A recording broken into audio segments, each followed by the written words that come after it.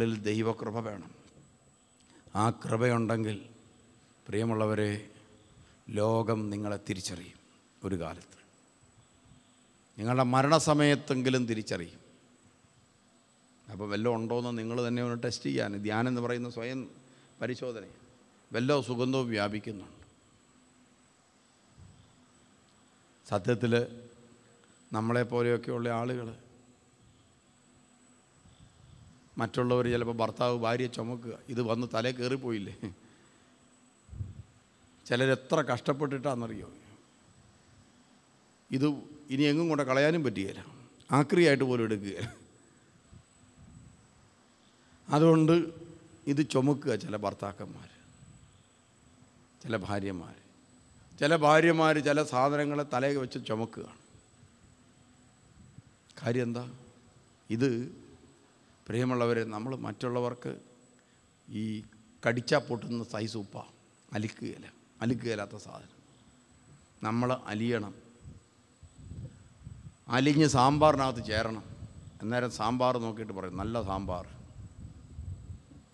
നമുക്ക് ആഗ്രഹം നല്ല സാമ്പാറെന്ന് പറയാനല്ല. സാമ്പാറിനകത്ത് ഇച്ചിരി ഉപ്പ് കുറവാണ് എന്നാ പറയും? ഉപ്പില്ലായിരുന്നു എന്ന് പറയും.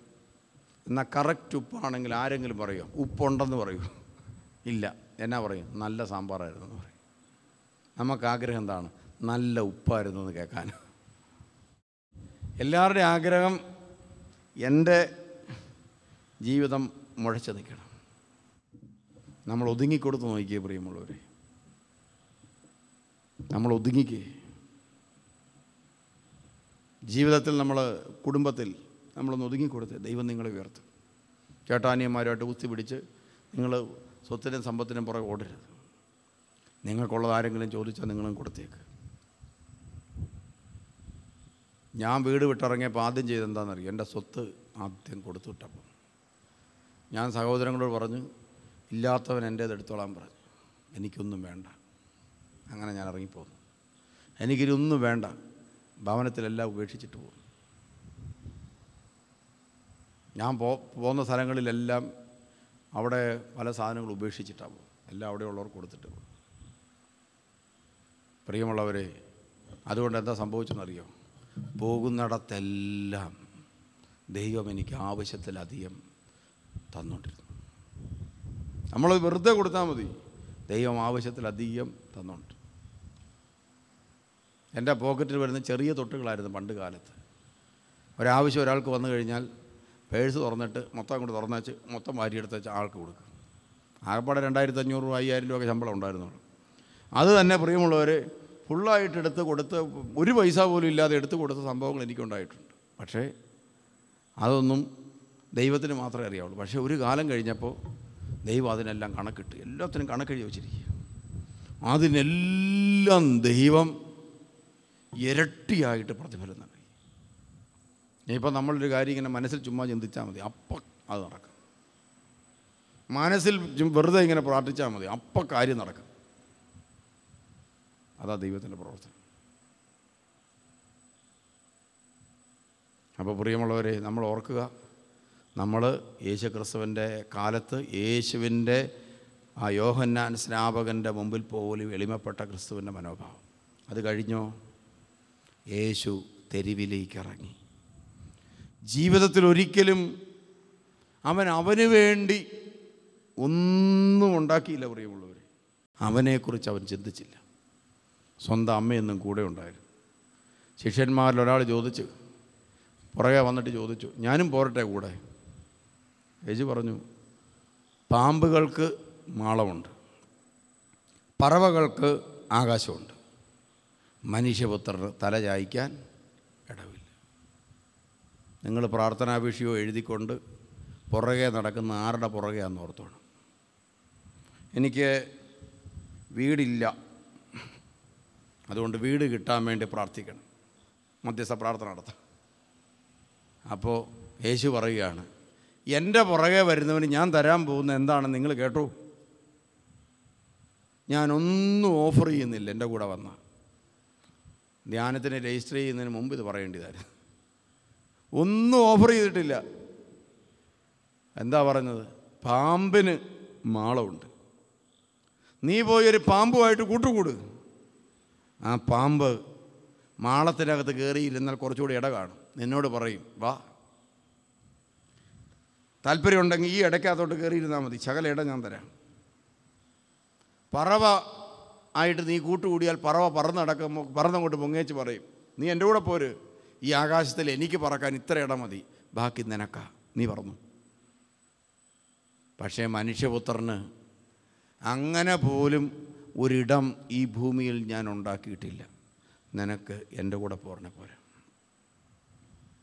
പ്രിയമുള്ളവരെ, അവൻ പറഞ്ഞു, എന്നാൽ പിന്നെ ഞാനെന്നാ വീട്ടുകാരുമൊക്കെ ആയിട്ടൊന്ന് ആലോചിച്ചിട്ട് ആലോചിച്ചിട്ട് വരാം. ഒരാൾ വന്ന് പറഞ്ഞ്, കർത്താവേ, എനിക്ക് വന്നാൽ കൊള്ളാവുന്നുണ്ട്, വീട്ടിൽ അച്ചായനിങ്ങനെ മേല കിടക്കുന്നു, അമ്മ മേല കിടക്കുന്നു, എല്ലാവരുടെയും ശവടക്കം എല്ലാം കഴിഞ്ഞ് 40 ദിവസമുണ്ട്, പിന്നെ ഓർമ്മ ദിവസത്തിന് കുർബാന ഇല്ലിക്കണം, ഖബറിന് ടൈലിടാനുണ്ട്, എല്ലാം കഴിഞ്ഞിട്ട് ഇന്ന് ഒരു നേരത്തെ ബുക്ക് ചെയ്ത് വെച്ചാൽ ശിഷ്യത്വം ഒരെണ്ണം ബുക്ക് ചെയ്ത് വെച്ചിരിക്കുക. ഇവൻ പറയുന്നതൊക്കെ സത്യമാകുകയാണെങ്കിൽ അത് ഇരിക്കട്ടൊരെണ്ണം. ബുക്കിംഗ് പാർട്ടികളെ കാണാൻ സാധിക്കും. ഇതുപോലെ ബുക്ക് ചെയ്തിട്ടേക്കുക. നമ്മുടെ കൂടെ ചില ആളുകൾ അങ്ങനെയാണ്. അത് ഞാൻ ഈ ധ്യാന കേന്ദ്രത്തിലും കണ്ടിട്ടുണ്ട്. കർത്താവിന് ശുശ്രൂഷ ചെയ്യാൻ തയ്യാറ്, അതിന് ഞാൻ റെഡിയാന്ന് പറയും. എന്നിട്ട് പേര് രജിസ്റ്റർ ചെയ്യുകയും ചെയ്യും, മറ്റേ കാർഡ് മേടിച്ചുകൊണ്ട് പോകും. പ്രാർത്ഥിക്കാനും വരികയില്ല, പിന്നെ ശുശ്രൂഷ ചെയ്യാനും വരികയില്ല, ഒന്നിനും വരികയില്ല. പിന്നെ എന്തെങ്കിലും സമൂഹത്തിൽ പ്രകടമായ എന്തെങ്കിലും സംഭവം ഉണ്ടെങ്കിൽ ലിസ്റ്റ് പേരുണ്ടല്ലോ, അന്നേരം ചാടിക്കറി ഇവിടെ ഇരിക്കും. പക്ഷേ ശുശ്രൂഷ ചെയ്യാനായിട്ട് നോക്കുമ്പം, പ്രാർത്ഥിക്കാനായിട്ട് നോക്കുമ്പോൾ, മധ്യസ്ഥ പ്രാർത്ഥനയ്ക്ക് വിളിക്കുമ്പം ഒരാളെയും കാണുകയില്ല. ഈ അടുത്ത കാലത്ത് ഞാൻ പറഞ്ഞു, മിഷണറിമാരായിട്ട് നിങ്ങൾക്ക് പോകാൻ വീടുകളിൽ പോയി രോഗം ഇങ്ങനെയൊക്കെ ചെയ്യാൻ താല്പര്യമുള്ളവർ ഉണ്ട്. അപ്പം ഞാൻ വിചാരിച്ചൊരു 10 പേരെയാണ് ഉദ്ദേശിച്ചത്. ഞാൻ അപ്പുറത്തെ പള്ളിയിൽ ചെല്ലുമ്പോൾ നോക്കുമ്പോൾ 100 പേര് നിരന്നിരിക്കുക. ഇത്രയും മിഷണറിമാരോ? അച്ഛന്മാർ പറഞ്ഞു, ഇത്രയും പേര് താല്പര്യത്തോടെ വന്നിരിക്കുക. എനിക്ക് വലിയ മതിപ്പൊന്നും തോന്നിയില്ല. അപ്പോൾ എൻ്റെ കൂടെ ട്രെയിനിങ്ങിന് വന്ന ആൾ പറഞ്ഞു, അയ്യോ ഇത്രയും പേര് വന്നില്ല, അവരെല്ലാം സഹകരിക്കുന്നുണ്ട്. അത് കഴിഞ്ഞ് പ്രിയമുള്ളവരെ, എല്ലാവരോടും കൂടി എന്നാൽ പറഞ്ഞു, എന്നാൽ പിന്നെ മിഷണറിമാരെ എല്ലാം കൂടെ നമുക്ക് ഒരു ചെറിയ സർട്ടിഫിക്കറ്റുമൊക്കെ കൊടുത്ത് വിടാമെന്ന് പറഞ്ഞ് ഈ ഇവിടെ കൊണ്ട് കസേരയൊക്കെ ഇട്ട് 100 കസേര, അങ്ങേപ്പുറത്ത് ഇങ്ങേപ്പുറത്ത് 100 കസേര ഇട്ട് ഇതുങ്ങളെ വെള്ളസാരിയും വെള്ള ബ്ലൗസും ഒക്കെ ഇടിയിപ്പിച്ച്, കുറേ എണ്ണത്തിന് വെള്ളപ്പാൻറ്റും വെള്ളഷർട്ടും ഒക്കെ ഇടിയിച്ച് നേരെ കുരിശൊക്കെ പിടിച്ച് കുരിയനെ ചമ്മറണ്ടി എന്നാ സുവിശേഷകരെല്ലാം പുറകെ. 2 ആഴ്ച കഴിഞ്ഞ് 3 ആഴ്ച കഴിഞ്ഞ് പ്രിയമുള്ളവർ, കുറച്ച് ദിവസം കഴിഞ്ഞപ്പോഴത്തേനാണ് അറിയുന്നത്, സുവിശേഷത്തിൻ്റെ ക്ലാസ്സിൽ പങ്കെടുക്കാൻ വന്ന് ഒരുത്തൻ കള്ളും കുടിച്ചാൽ ചവിടിയും കണ്ട് കിടന്ന് ആരുടെ പിടിച്ചെന്ന്. ഞാനവനെ വിളിച്ച് വരുത്തിയിട്ട് ചോദിച്ചു, നീ ഇതാണോ സുവിശേഷം? ഞാൻ പറഞ്ഞു, സർട്ടിഫിക്കറ്റ് ഇങ്ങനെ തരാം. സർട്ടിഫിക്കറ്റ് മേടിച്ച് ഇവിടെ വെച്ചു. ഞാൻ പറഞ്ഞു, മേലിൽ ഇവിടെ നിന്നെ കണ്ടുപോകരുത്. ആ പുള്ളി പോയി. സർട്ടിഫിക്കറ്റും ബാഡ്ജും എല്ലാവരുടെയും കയ്യിലുണ്ട്. ഒരെണ്ണത്തിനെ എന്ത് ചെയ്യലും സുവിശേഷ ശുശ്രൂഷയ്ക്ക് കിട്ടുന്നില്ല. ആകെപ്പാടെ ഒരു ഡോക്ടറും 2-3 പേരുമുണ്ട്. ഇവിടെ ഒരു ഹോസ്പിറ്റലിൽ പോകുന്ന ഡോക്ടറാണ് അതിനോട് പുള്ളിക്കാരത്തെയും ഒരു 4 സ്ത്രീകളും കൂടെ കൂടിയിട്ട് എന്ത് ചെയ്യുകയാണ്, ഇടയ്ക്ക് വരുന്നതാണ് തലയൊക്കെ പിടിച്ചുകൊണ്ട്. അപ്പം ഞാൻ എങ്ങനെ മിഷണറി വേല ഏതാ, ഒരു ഹോസ്പിറ്റലിൽ പോകണം, പ്രസവം എടുക്കണം, അതെല്ലാം കഴിഞ്ഞേച്ച് ഇവിടുത്തെ ശുശ്രൂഷ ചെയ്യണം. അതിൻ്റെ ഇടയ്ക്ക് വീടുകൾ തോറും കയറി ഇറങ്ങി സുവിശേഷ ശുശ്രൂഷ. ഇവിടുന്ന് സമയം കിട്ടും. ആകെപ്പാട് 5-10 പേരുണ്ട്. ബാക്കിയുള്ളതെല്ലാം വെള്ളധാരിയും ഇട്ടതല്ലാതെ ഒരു കാര്യവും നടന്നില്ല. അവനവനെ കുറച്ച് സമയം ഉണ്ടാക്കി പോകണ്ടേ. അവർ വിചാരിച്ച് ഞാൻ മുട്ടവടിയായിട്ട് പുറകെ നടക്കും, അന്നേരം ചെയ്യാമെന്ന് വിചാരിച്ചിരിക്കുക. എനിക്ക് ആ പണിയില്ല. എന്നെക്കൊണ്ട് പറ്റുന്ന ശുശ്രൂഷ ഞാൻ ചെയ്യും. കണ്ടോ, ഒരു സമർപ്പണവും ഇല്ല. വെറുതെ ഈ സർട്ടിഫിക്കറ്റ് മേടിക്കാനും കാർഡിടാനും നടക്കും. നമ്മൾ ക്രിസ്ത്യാനികളും അങ്ങനെ തന്നെയാണ്. യേശു ക്രിസ്തുവിൻ്റെ ശിഷ്യന്മാരാകുമെന്ന് വിചാരിച്ച് ഈ വെള്ളക്കുപ്പായ ഇടിച്ചും ചുമന്ന കുപ്പായ ഇടിപ്പിച്ച് ഞങ്ങളെ ഇറക്കിയത്, ഗ്രൗണ്ടിൽ ഇറക്കിയിരിക്കുക.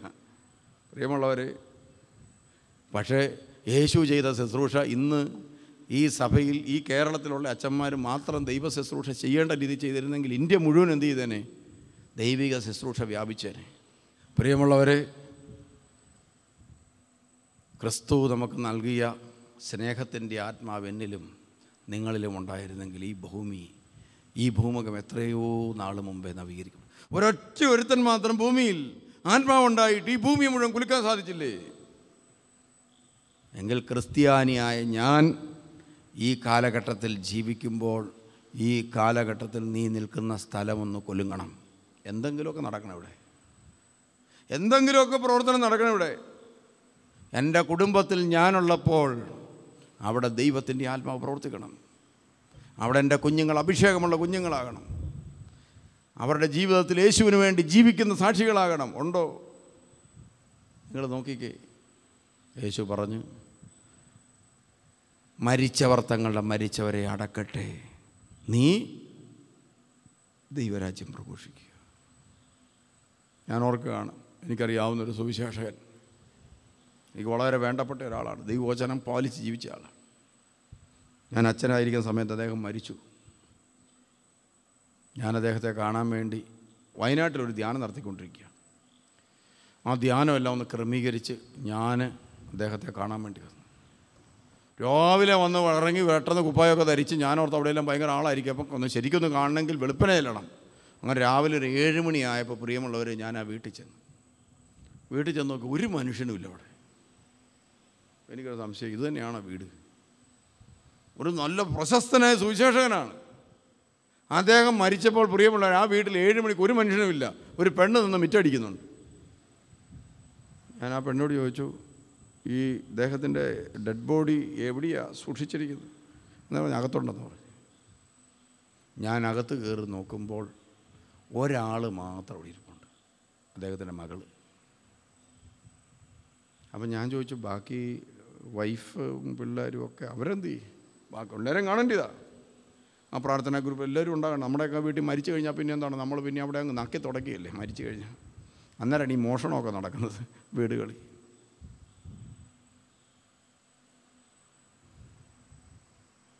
അപ്പോൾ അവർ പറയുകയാണ്, അത് അച്ചായൻ്റെ ആത്മാവിൻ്റെ ശാന്തിക്ക് വേണ്ടിയുള്ള വിശുദ്ധ കുർബാന പള്ളിയിൽ നടക്കുക. എല്ലാവരും പള്ളിയിലാണ്. സ്വന്തം അപ്പൻ്റെ ആത്മാവിനെ ഡെഡ് ബോഡിയിലല്ല പള്ളിയിൽ കാണാൻ സാധിക്കുന്നവൻ, അതാണ് ആത്മാവുള്ളവൻ. ഉണ്ടോ?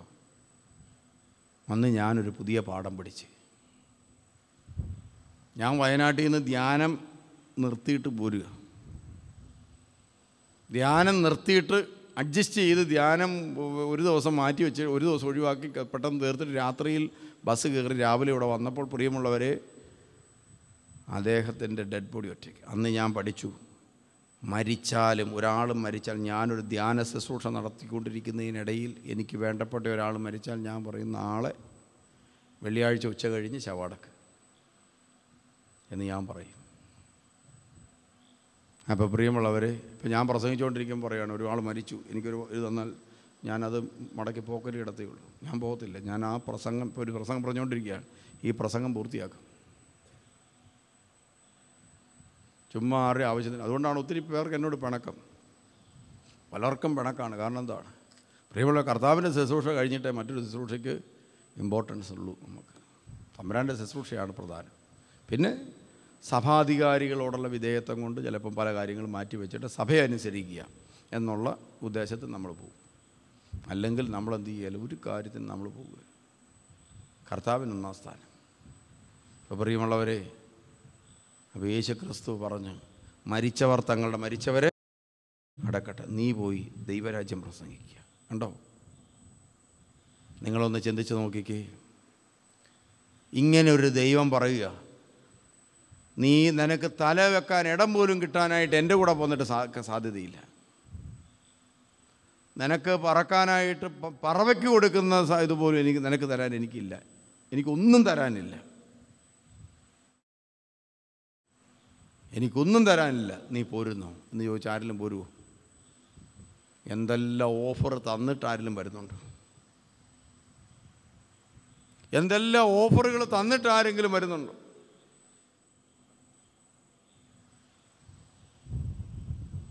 നിങ്ങൾ ദേവാലയത്തിൽ പോകുന്നത് എന്തിനാ? കിട്ടും എന്ന് പ്രതീക്ഷിച്ചുകൊണ്ടല്ലേ? ഒന്നും കിട്ടുകയില്ലെന്ന്, ഒന്നും തരാൻ കഴിവില്ല ദൈവത്തിനെന്ന് തിരിച്ചറിഞ്ഞ് നിങ്ങൾ പോവുമോ? ഇല്ല. അതിൻ്റെ അർത്ഥം നിങ്ങളെ സ്നേഹിച്ചിട്ടാണോ പോകുന്നത്? കിട്ടുമെന്ന് ഓർത്തിട്ടല്ലേ? ഈ ദൈവം പറയും, പാമ്പുകൾക്ക് മാളമുണ്ട്, എൻ്റെ കയ്യിൽ ഒന്നുമില്ല. മനുഷ്യപുത്രന് തലചായ്ക്കാനിടയില്ല, പിന്നെ നിനക്ക് ഞാൻ എങ്ങനെ തരാൻ? വീട് കിട്ടുകയില്ല, കൂട് കിട്ടുകയില്ല, സ്ഥാനം കിട്ടുകയില്ല, നിനക്കെന്ന് സഹനമായിരിക്കും. പോരുന്നോ?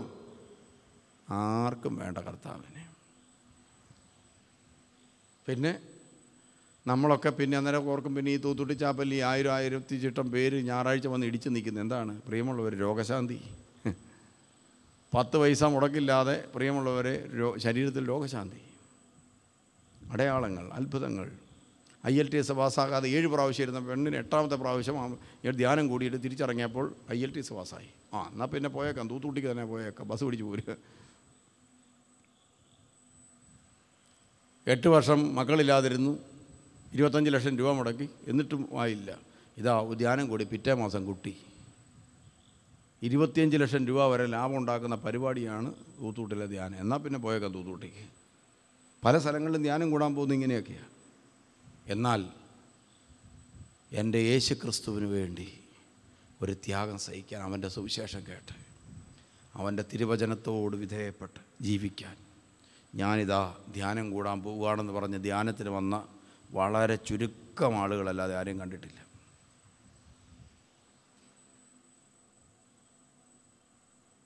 നമ്മുടെ ഇവിടെ ഇപ്പോൾ ഒരു തിരുമേനി വന്ന് താമസിക്കുന്നുണ്ട് സിറിയയിൽ. നിങ്ങൾ കണ്ടോ? ഇതിലേക്ക് നടക്കുന്ന ഒരു തിരുമേനിയുണ്ട്. പ്രിയമുള്ളവരെ, സിറിയയിൽ ഇന്ന് ഓരോ മനുഷ്യരും മരിച്ചുകൊണ്ടിരിക്കും. ഈ തിരുമേനി ഇപ്പോൾ അവിടെ നടക്കുന്നത് എന്താണെന്നറിയോ? പുള്ളിക്കാരനെ ആഘോഷിച്ച് നടക്കുക. എന്താണെന്നറിയോ? ഏതോ ധ്യാനത്തിന് കൂടിയപ്പോൾ ആരോ പറഞ്ഞു സിറിയയിൽ വെച്ചൊരു പക്ഷേ രക്തസാക്ഷിത്വത്തിന് സാധ്യതയുണ്ടെന്ന് പറഞ്ഞു. പുള്ളി ഇപ്പോൾ എന്താണ് ആനന്ദിച്ച് നടക്കൂ, രക്തസാക്ഷിത്വം ഇപ്പം കിട്ടണം. കർത്താവിന് വേണ്ടി രക്തസാക്ഷിയാകാനായിട്ട് ഒരവസരം കിട്ടാൻ വേണ്ടിയിട്ട് പ്രിയമുള്ളവർ IS വരുന്നുണ്ടോ എന്ന് നോക്കി സന്തോഷിച്ചിരിക്കുക.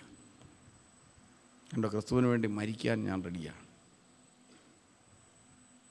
ഒരു ഭയവുമില്ലാതെ സിറിയയിലൂടെ അവിടുത്തെ വീടുകൾ തോറും കയറി ഇറങ്ങി വിധവകളെയും അനാഥരെയൊക്കെ ആശ്വസിപ്പിച്ച് അവരുടെ വീട്ടിൽ പോയി അവരുടെ കൂടെ ഇരുന്ന് പ്രാർത്ഥിച്ച് നമ്മുടെ മലയാളിയായ ഒരു ബിഷപ്പ് അവിടെ പോയി താമസിക്കുക. കർത്താവിൻ്റെ തിരുവചനത്തിൻ്റെ ശക്തിയുണ്ട്. അപ്പോൾ പ്രിയമുള്ളവരെ, നമ്മൾ ഓർക്കുക, യേശു ക്രിസ്തു ഒന്നും ഓഫർ ചെയ്തിട്ടില്ല. ഒരു ഓഫറും ഇല്ലാതെ നിനക്ക് നിൻ്റെ ക്രിസ്തുവിന് വേണ്ടി ഇങ്ങനെ പറയാൻ പറ്റുമോ? ദൈവമേ, ഞാൻ എൻ്റെ ജീവിതം നിനക്ക് തരാം. അതാ സ്നേഹം. അത് പറയണമെങ്കിൽ ദൈവാത്മാവുള്ളവർക്കേ സാധിക്കൂ. ഈ ആത്മാവ് നമ്മുടെ ഉള്ളിൽ ഇങ്ങനെ തുടിച്ച് നിൽക്കുകയാണെങ്കിൽ നമ്മൾ ഇത് പറയും. നമ്മൾ ചുറ്റുപാടൊക്കെ നോക്കും, വല്ല പ്രശ്നം വല്ല ഉണ്ടാകുമോ? ഒരു കുഴപ്പമില്ല, എന്നാൽ പിന്നെ യേശുവിൻ്റെ ശിഷ്യനായേക്കാം. അതാ ശിഷ്യത്വം. അതല്ല പ്രതികൂലതകളുടെ മധ്യത്തിൽ ജീവൻ പണയം വെച്ച് എല്ലാം നഷ്ടപ്പെടുത്തി ക്രിസ്തുവിന് വേണ്ടി. ഷാലോം ടെലിവിഷൻ നടത്തുന്ന ബെന്നി പുന്നത്തറ, പ്രിയമുള്ളവർ, ഒരു ദൈവ ശുശ്രൂഷ ചെയ്തുകൊണ്ടിരിക്കുന്നതിനിടയ്ക്കാണ് അദ്ദേഹത്തിൻ്റെ ആത്മീയ ഗുരു വർക്കിയച്ചൻ ഒരു സന്ദേശം കൊടുത്തു. ഒരു ദിവസം വിളിച്ചു പറഞ്ഞു, തലയൊക്കെ വെച്ച് പ്രാർത്ഥിച്ച് പറഞ്ഞു, നീ 3 വർഷം ഇനി ഒരു ശുശ്രൂഷ ചെയ്യേണ്ടെന്ന് പറഞ്ഞു. 3 വർഷത്തേന് ഇനി ഒരു ശുശ്രൂഷ ചെയ്യേണ്ടെന്ന് പറഞ്ഞു. പ്രാർത്ഥിച്ചാൽ മതി എന്ന് പറഞ്ഞു. ആ 3 വർഷം ദേവാലയത്തിലിരുന്ന് അങ്ങോട്ട് പ്രാർത്ഥിച്ച്, ദേവാലയത്തിൽ പോവുക, വിശുദ്ധ കുർബാന കാണുക, വൈകിട്ട് വരെ അവിടെ ഇരിക്കുക. ദേവാലയത്തിൽ പോവുക, വിശുദ്ധ കുർബാനമാണ്, വൈകിട്ട് വരെ പ്രാർത്ഥിക്കുക. ഇത് മാത്രം. എന്ത് സംഭവിച്ചെന്നറിയാമോ? ഈ 3 വർഷത്തെ കാലയളവിനിൽ കർത്താവ് ഒരു കാര്യം കാണിച്ചു കൊടുത്തു. നീ ഇതാ ഒരു ടെലിവിഷൻ ശുശ്രൂഷ ആരംഭിക്കണം, ഒരു ചാനൽ തുടങ്ങണം. ഒന്ന് ആലോചിച്ച് നോക്കിയേ, പരസ്യങ്ങൾ ചെയ്യുന്ന ചാനലുകൾക്ക് പോലും പിടിച്ചു നിൽക്കാൻ സാധിക്കുന്നില്ല. അപ്പോഴാണ് ബെന്നി എന്ത് ചെയ്തത്? ചാനൽ ആരംഭിച്ച്. ഇതാ ഒരു പരസ്യങ്ങളുമില്ലാതെ ദൈവം പറഞ്ഞതുപോലെ തന്നെ ആരംഭിച്ച ആ ചാനൽ വളർന്ന് ലോകം മുഴുവനും വ്യാപിച്ച്. സത്യത്തിൽ ഇന്ന് അനേകം ആളുകൾ ഈ ധ്യാന കേന്ദ്രത്തിലേക്ക് ഇപ്പം വരുന്നത് ആ ചാനലിൻ്റെ സഹായത്താലാണ്. എന്നാലോചിച്ചു, എത്ര പേരുടെ സുവിശേഷ ശുശ്രൂഷയെ സഹായിക്കാനായിട്ട് ദൈവം ഉപയോഗിച്ചു. എന്നിട്ട് ചാനൽ ആരംഭിച്ച് കഴിഞ്ഞ് കുറച്ച് നാൾ കഴിഞ്ഞപ്പോൾ എല്ലാവരുടെ കൂടി പറഞ്ഞ്, ശാലോംകാരെല്ലാവരുടെ കൂടി പറഞ്ഞ്, നമ്മളിങ്ങനെ അനേകരുടെ ശുശ്രൂഷകളെല്ലാം ഇങ്ങനെ ഇടുന്നുണ്ട്. ആ ധ്യാനകേന്ദ്ര ശുശ്രൂഷ, ഈ ധ്യാനകേന്ദ്ര ശുശ്രൂഷ, യാക്കോബ സഭയ്ക്ക് വേണ്ടി 1/2 മണിക്കൂർ എല്ലാവർക്കും കൊടുക്കുന്നുണ്ട്. പക്ഷെ നമ്മുടെ ഒരു പരിപാടി ഇല്ലല്ലോ. ബെന്നി പുന്നത്തറയുടെ ഒരു പ്രസംഗവും പരിപാടിയൊക്കെ ഒരു പ്രോഗ്രാം, അങ്ങനെ അവരെല്ലാവരുടെ കൂടി ബെന്നി പുന്നത്തറയെ എല്ലാം കൂടെ കൂടി ഒരു നല്ല പ്രോഗ്രാം തയ്യാറാക്കാൻ വേണ്ടി പരിശ്രമിച്ചു.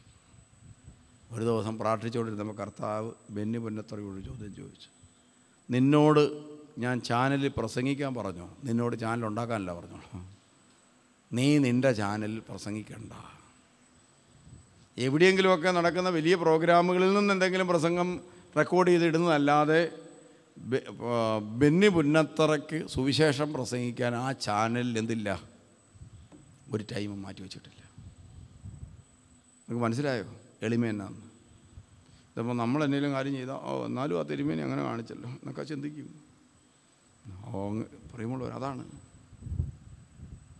നമ്മുടെ പള്ളിയിൽ നമ്മൾ പള്ളിയുടെ പെരുന്നാളിനൊക്കെ ആയിട്ട് ഇങ്ങനെയെല്ലാം നടന്നേച്ച് നമുക്കൊരു അവഗണന കിട്ടിക്കഴിയുമ്പോൾ നമ്മൾ സമ്മതിക്കുമോ?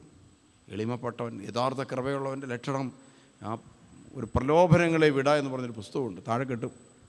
നിങ്ങളെല്ലാവരും ആ പുസ്തകം ഒരെണ്ണം മേടിച്ച് വായിക്കണം, താഴെ കിട്ടും. പ്രലോഭനങ്ങളെ വിട.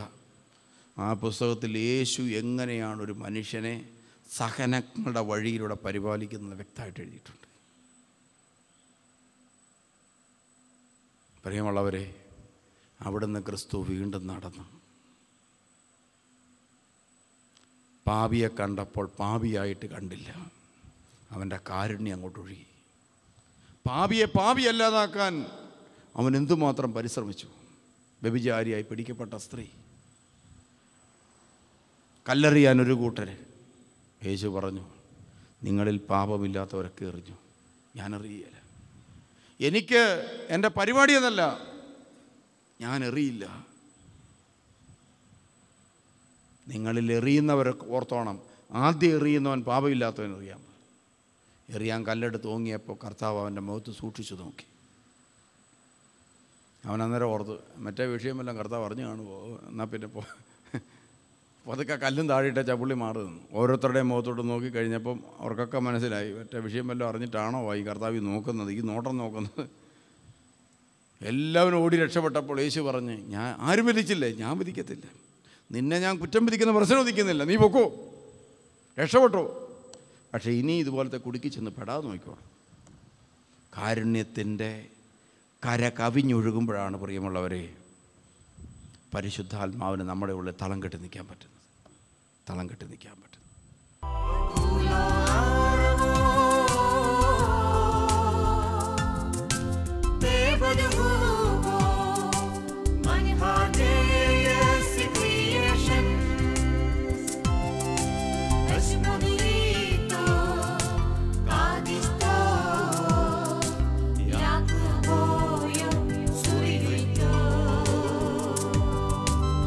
Somebody